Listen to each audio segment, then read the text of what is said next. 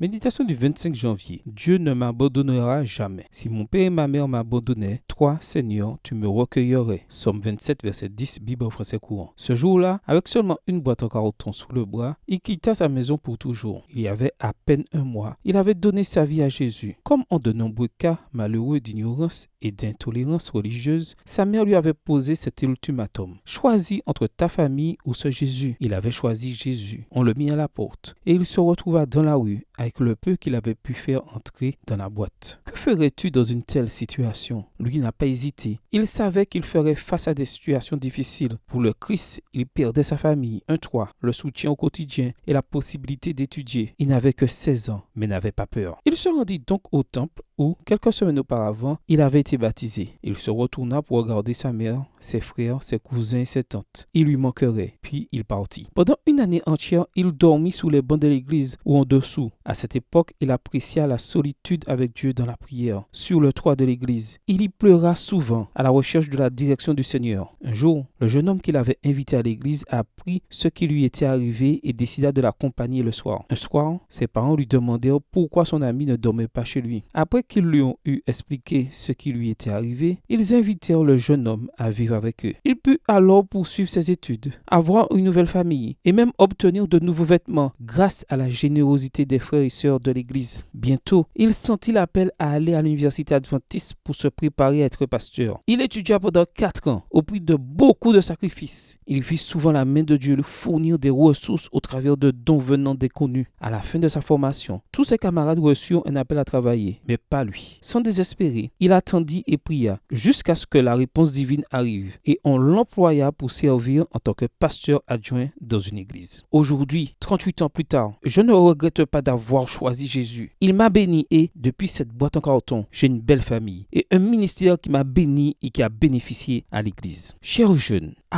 Dieu ne faillit jamais. Il tient toujours ses promesses. J'en ai fait l'expérience dans ma vie. Plus tard, je t'en dirai plus sur mon témoignage personnel. Que rien ne te fasse renoncer à ta fidélité à Dieu. Sois ferme et constant malgré les difficultés que tu rencontreras sur le chemin. Bonne journée à toi et que le Seigneur te bénisse.